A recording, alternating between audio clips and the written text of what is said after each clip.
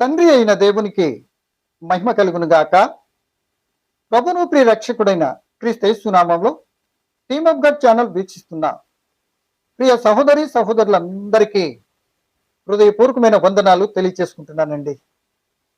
ప్రభునందు ప్రియ సహోదరి సహోదరులరా, ఈరోజు మన టాపిక్ ప్రార్థనలో ఈ 3 వ్యర్థమైన మాటలు ఉండకూడదు అని ప్రభు చెప్పెను తెలుసా అనే అంశాన్ని బట్టి క్లుప్తంగా కొన్ని విషయాలు ఆలోచించడానికి మనం ప్రయత్నించాము.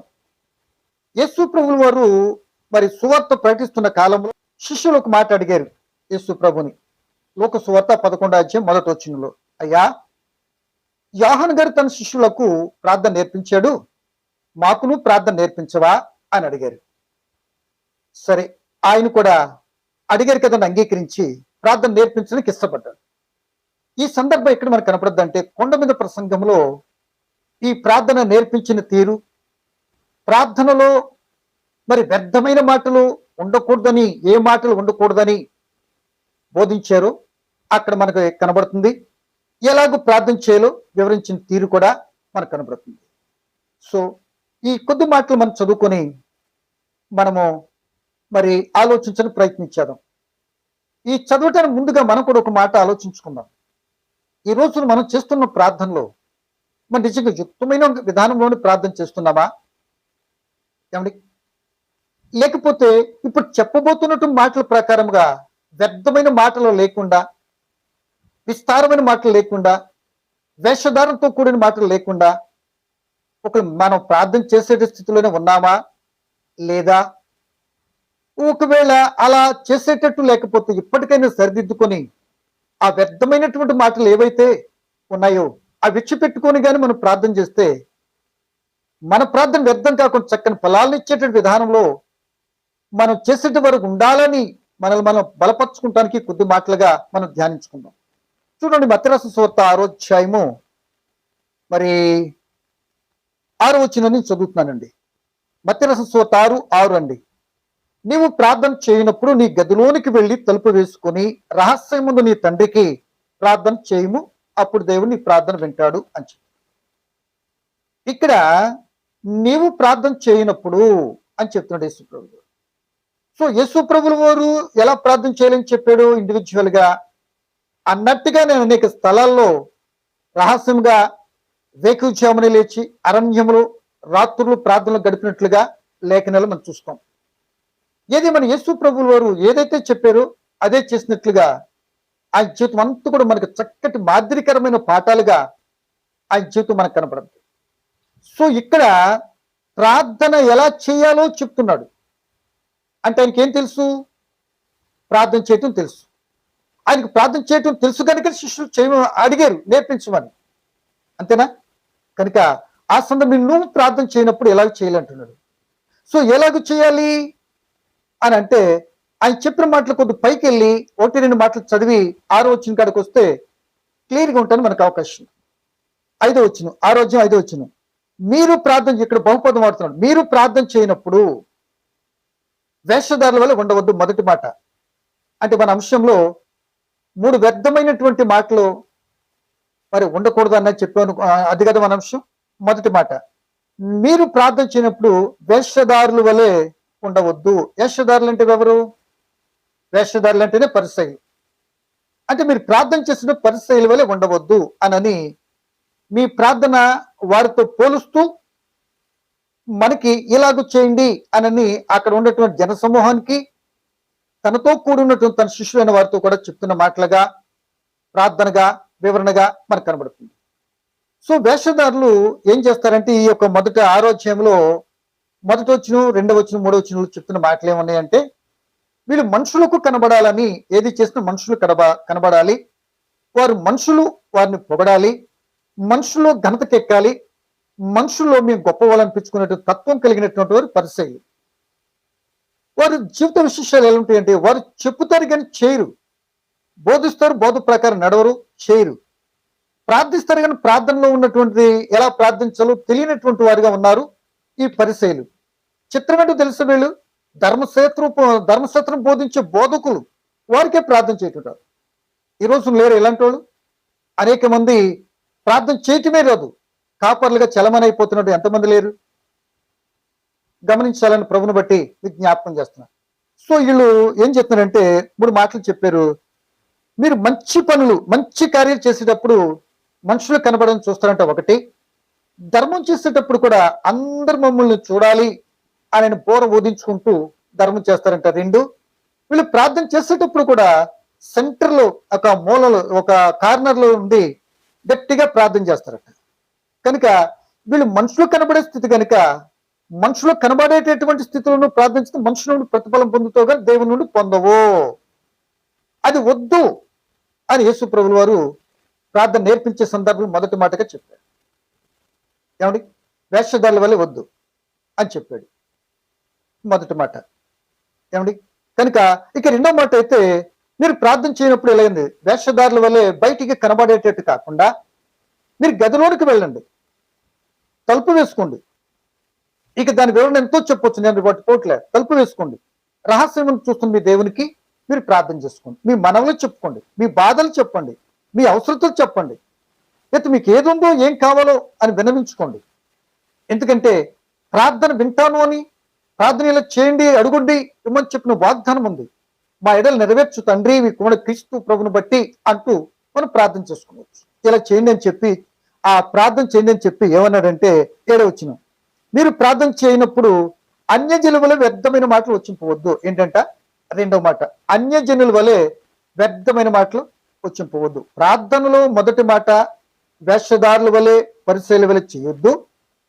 2వ మాట, ప్రార్థన చేయనప్పుడు, ఆ చెప్పిన ప్రార్థన చేయనప్పుడు అన్యజనుల వలె, మరొకరిని పోలుస్తూ అన్యజనుల వలె వ్యర్థమైన మాటలు వచ్చింపవద్దు. అంటే అన్యులు ఏం మాట్లాడతారు? దేవుని ఎరిగినటువంటి పిల్లలు, వారు దేవుని పిల్లలే, కాకపోతే దేవుని దూరంగా ఉన్నారంతే. నువ్వు దగ్గరకు వచ్చావు, మనం దగ్గరకు వచ్చాం, ఈ రోజు కొత్త రేపు వస్తారు.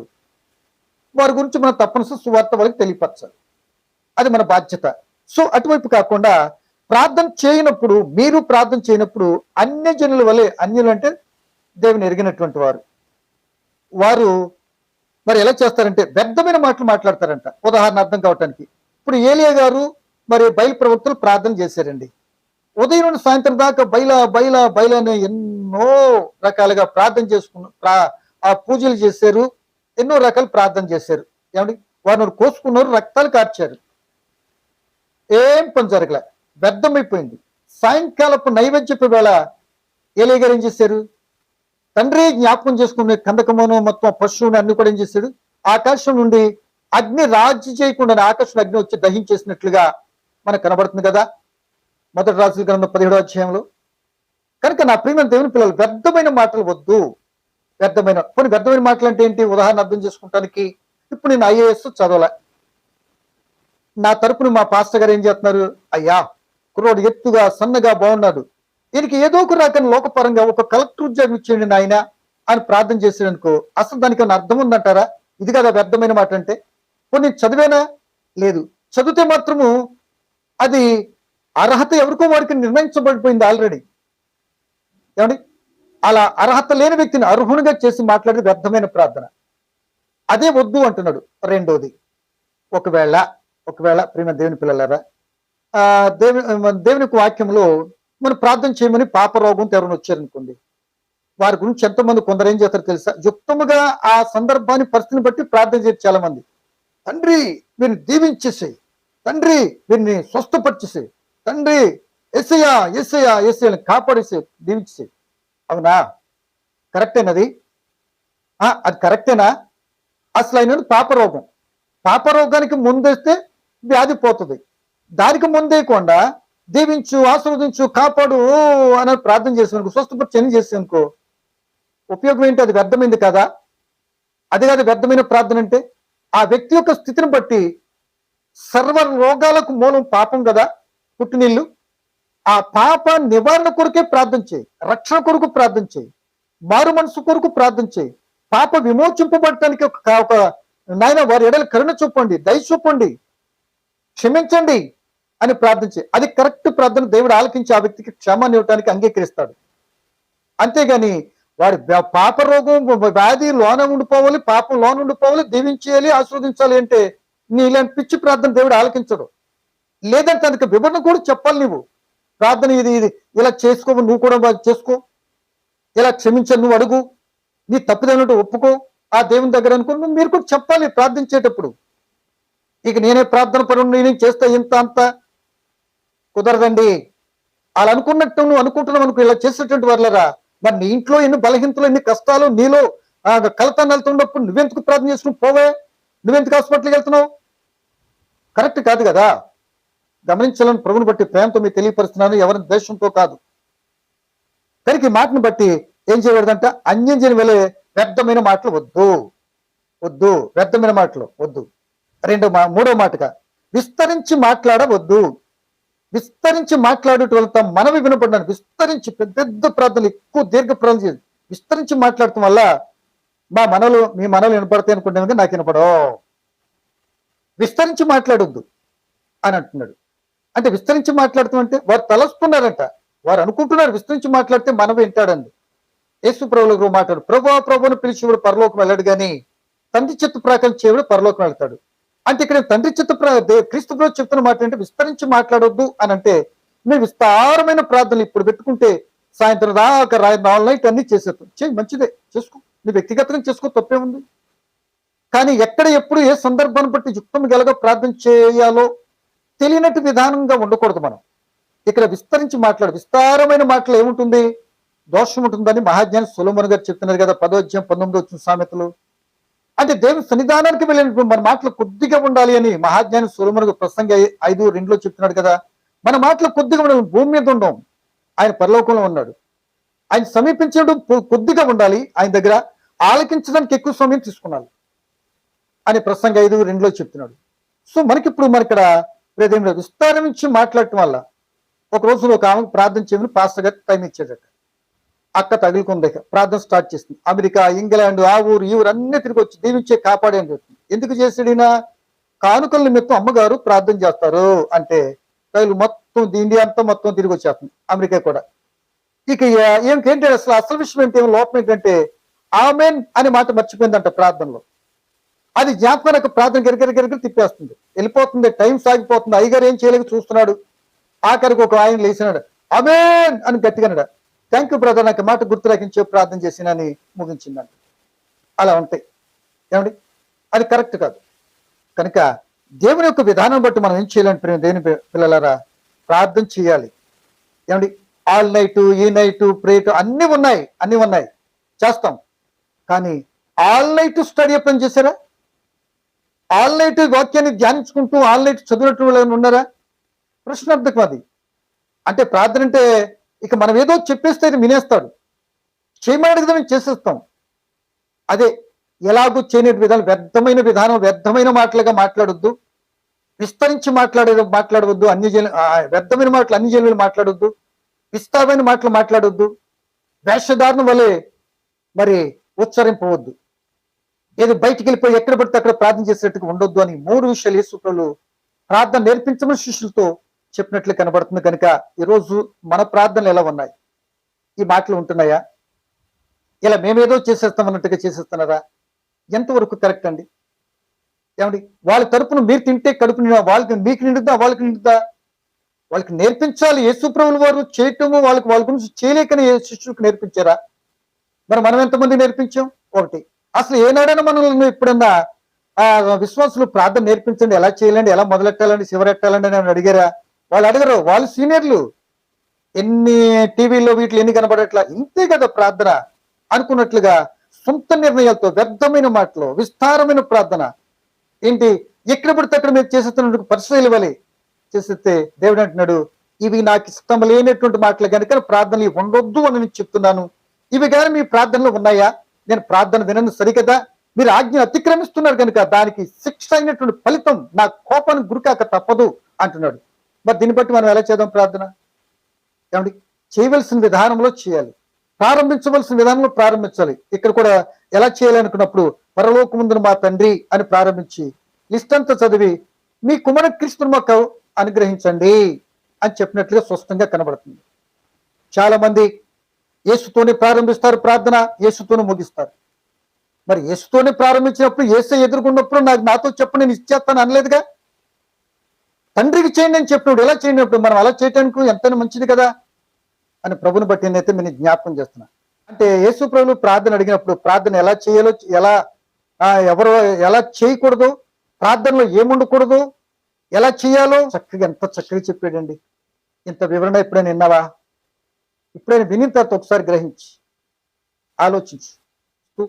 ప్రార్థన మనకు తెలియదు కనుక ఉచ్చరింప సిక్కిము కాని మూలుగులతో పరిశుద్ధాత్ముడు సహాయం చేస్తున్నాడు. యుక్తంగా ప్రార్థన చేసే కృప చూపుతున్నారు కనుక ఆ ఆత్మ సహాయంతో చక్కగా దేవుడు వద్దన్న మాటలు మానేసి చేయవలసిన విధానం తండ్రితో ప్రారంభించి అడగవలసిన సందర్భంలో కావలసిన వ్యక్తులకు, నీకు నాకు మనకు వ్యక్తి కావలసిన విధానంలో స్పష్టంగా పాద సందర్భాలు క్లుప్తంగా యుక్తంగా ప్రార్థన చేసే ఆత్మ తోడ్పాటు వినే పిల్లలు మనందరికీ దేవుడు అనుగ్రహించి కోరుకుంటూ ఈ మాట మధ్యస్తున్నాం. పరమ తండ్రి మీ కొందనాలు.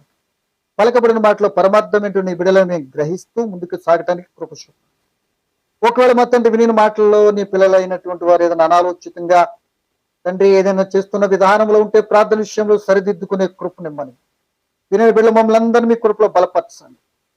నాయన ఏ విధంగా యుక్తమైన ప్రార్థన చేయడానికి మీ ఆత్మ తోడ్పాటు కలిగి ఆత్మార్థం చేసే కృప వినే బిడ్డలు మాకు అందరికీ ప్రసాదించమని, రేపు కలుసుకోవటం మీరు అంగీకరిస్తే తండ్రి రేపటి కాలం కొరకు కృప చూపి మీరే మహిం పొందమని వినే బిడ్డలందరినీ కృపలో బలపరచమని ఆధ్యాత్మిక దీవించమని క్రీస్తు యేసు నామమున ప్రార్థన అడిగి వేడుకుంటున్నాను తండ్రి. ఆమేన్.